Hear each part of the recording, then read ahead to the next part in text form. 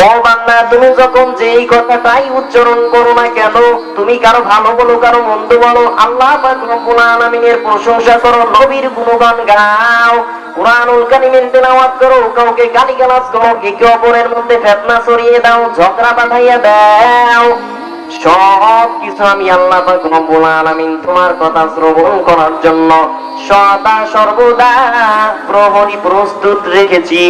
তুমি যখন যেই কথা উচ্চারণ করবা, আমি আল্লাহ পাক রব্বুল আলামিন তোমার কথা শ্রবণ করার জন্য ফেরেশতা প্রহরী হিসাবে নিযুক্ত রেখেছি।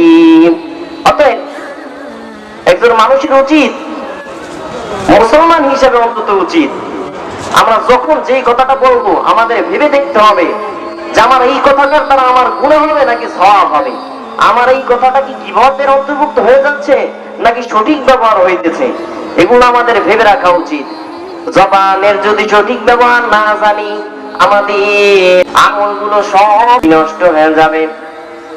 জবানের সঠিক ব্যবহার না থাকার কারণে বর্তমান সমাজের মধ্যে বিভিন্ন ধরনের ফিতনা ছড়াইতেছে। এজন্যই দেখবেন সমাজের মধ্যে প্রত্যেকটা ফিতনা, প্রত্যেকটা ঝগড়াঝাটি যেখানে যা হয় সব কিছুর মূলে রয়েছে জবানের অপব্যবহার।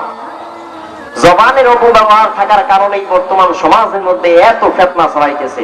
আমরা যদি জবানকে কন্ট্রোল করতে পারি, জবানকে যদি হেফাজত করতে পারি, তাহলে ইনশাআল্লাহ আমাদের বাকি যে অঙ্গ প্রত্যঙ্গগুলো আছে সবগুলো আমরা কন্ট্রোল করতে পারবো।